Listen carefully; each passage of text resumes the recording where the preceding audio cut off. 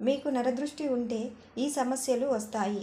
ఈ జాగ్రత్తలు తీసుకోండి. నరదృష్టి సోకితే నల్లరాయి కూడా నలిగిపోతుందని అనే మాట తరచు వినిపిస్తుంటుంది. నరదృష్టి సమస్య ఒకటి. ఈ సమస్య ఈ రోజుది కాదు, యుగయుగాల నుండి వస్తున్న సమస్య. కృష్ణుడు కూడా ఈ సమస్య చేత బాధపడ్డాడు. మన మీద పడే దృష్టిలో మంచి దృష్టి అలాగే చెడు దృష్టి ఉంటాయి. ఏదైనా పని చేసినప్పుడు మనసులో ఎటువంటి చెడు లేకుండా ఎంత బాగా పని చేశావు అని మంచి దృష్టితో పొగిడేవారు ఉన్నారు. అలాగే ఈర్ష్య అసూయలతో ద్వేషంతో పొగిడేవారు కూడా ఉంటారు. ఇలాంటి వారి వల్ల మనకు నరదృష్టి తగులుతుంది. నరదృష్టి బారిన పడినప్పుడు మనం కొన్ని ఇబ్బందులను ఎదుర్కొంటాం. ఎవరికైనా నరదృష్టి తగిలితే వాళ్ళకి తరచూ తలనొప్పి రావడం, వికారంగా ఉండడం, వాంతులు అవ్వడం, అలాగే ఒంట్లో నలతగా అనిపిస్తుంది. ఇలాంటి సమస్యలు ఎవరికైనా ఉంటే వాళ్ళకి ఖచ్చితంగా నరదిష్టి తగిలినట్టే. చిన్నపిల్లలకు ఈ నరదిష్టి ఎక్కువగా తగులుతుంది. దృష్టి దోషం బారిన పడినప్పుడు చిన్నపిల్లల్లో ఎక్కువగా కడుపు నొప్పి రావడం, అకారణంగా ఏడవడం, బలహీనంగా అవ్వడం జరుగుతాయి. అలాగే కుటుంబంలో కలహాలు రావడం, సంపాదించిన డబ్బులు నిలబడకపోవడం, అనారోగ్య సమస్యలు తలెత్తడం జరుగుతాయి. నరదృష్టి శాశ్వతంగా పోగొట్టలేమని, దీనికి ఎప్పటికప్పుడు పరిహారాలు చేస్తూ ఉండాలని పండితులు చెప్తున్నారు. ఈ నరదృష్టిని పోగొట్టుకోవడానికి అనేక మార్గాలు ఉన్నాయని వేద పండితులు చెప్తున్నారు. మన ఇంటికి సిరి సంపదలు, సుఖ సంతోషాలు రావాలంటే మన ఇంటికి ఉన్న దరిద్రం ఎప్పుడైతే తొలగిపోతుందో అప్పుడే లక్ష్మీదేవి ఇంట్లోకి అడుగు పెడుతుంది. కాబట్టి గుమ్మడికాయను ఇంటికి కట్టుకుంటే కాలభైరవుడు మన ఇంటికి రక్షణగా ఉంటాడని పండితులు చెప్తున్నారు. మన ఇంట్లోకి ఎవరైనా వస్తే వారికి ముందుగా ఆ గుమ్మానికి వేలాడే గుమ్మడికాయ కనపడాలి. అలా కనిపిస్తే వారి కంటి చూపు గుమ్మడికాయ మీద పడి నెగిటివ్ ఎనర్జీ అంతా పోతుంది. గుమ్మడికాయను కట్టిన తర్వాత ఆ గుమ్మడికాయ త్వరగా పాడైపోతే మీకు తగలవలసిన దోషాలు, దిష్టి అంతా గుమ్మడికాయ తీసుకుని పాడైపోయింది అని గుర్తించాలి. పాడైపోయిన గుమ్మడికాయను ఇంటి ముందు ఉంచుకోకుండా వెంటనే మార్చుకోవాలి. మీ ఇంట్లో కనుక దుష్టశక్తులు ఉంటే అర్ధరాత్రి సమయంలో మీకు అకస్మాత్తుగా మెలకువ వస్తుందట. ఇంట్లో ఎక్కడ చూసినా ఎక్కువగా సాలెగుళ్ళు కనిపిస్తాయి. ఇంట్లో సాలెగుళ్ళు ఉంటే వాటిని వెంటనే తీసేయండి. లేకపోతే మీ ఇంట్లో ఎల్లప్పుడూ డబ్బు కష్టాలే ఉంటాయి.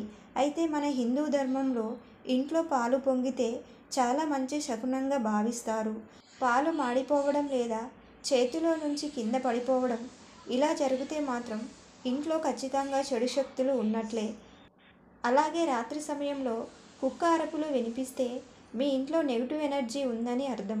సాయంత్రం సమయంలో ఇంట్లోకి దృశ్యశక్తులు చేరే అవకాశం ఉంది.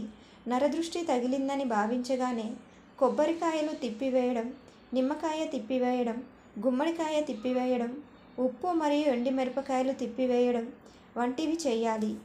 దిష్టి తగలడం అనేది మనుషులకు మాత్రమే కాకుండా మనం చేసే వృత్తి వ్యాపారాల మీద, పంట పొలాలు, అలాగే మన ఇళ్లపైన కూడా దిష్టి ప్రభావం చూపిస్తాయి. అందుకే చాలామంది ఎక్కువగా తమ ఇళ్లకు గుమ్మడికాయను కట్టడం, ఇంటి ముందు రాక్షసుడి బొమ్మలు పెట్టడం వంటివి చేయాలి.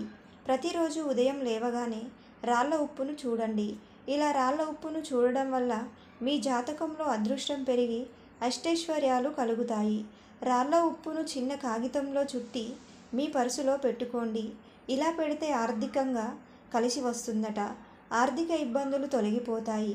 వారంలో ఒక్కరోజు అయినా స్నానం చేసే నీటిలో కాస్త రాళ్ళ ఉప్పు వేసి స్నానం చేయండి. ఇలా చేస్తే మీపై ఉన్న దిష్టి అంతా తొలగిపోతుంది. దిష్టి తీసి పాడేసిన నిమ్మకాయలు, కొబ్బరికాయలు తొక్కితే ఏమవుతుంది అనే సందేహం చాలామందికి ఉంటుంది. అనారోగ్యం పాలవుతారని, అప్పటి నుంచి అంతా చెడే జరుగుతుందని పండితులు అంటున్నారు.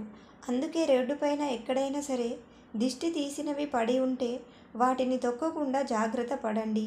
ఇంట్లో ఎవరైనా ఎప్పుడు ఏడుస్తూ ఉంటే వారి ఇంట్లో దరిద్ర దేవత దిష్టి వేసుకొని కూర్చుంటుందట. అలాగే చాలామంది మంచం మీద కూర్చొని భోజనం చేస్తూ ఉంటారు. అలా మంచం మీద కూర్చొని భోజనం చేస్తే అన్నపూర్ణదేవికి కోపం వస్తుంది. లక్ష్మీదేవి కూడా ఆగ్రహిస్తుంది.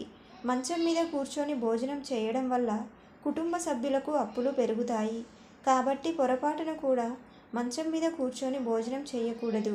పసిపిల్లలు అయితే ఖచ్చితంగా ప్రతిరోజు దిష్టి తీయాలని పండితులు చెప్తున్నారు. అన్నం తిన్న తర్వాత దిష్టి తీయకూడదు. చిన్నారులకు దిష్టి తీసేటప్పుడు వారి వద్ద పొరుగింటి చిన్నపిల్లలు ఎవరు ఉండకూడదు. అలాగే చిన్నపిల్లలు నిద్రపోతున్న సమయంలో వారికి ఎట్టి పరిస్థితిలోనూ దిష్టి తీయకూడదు.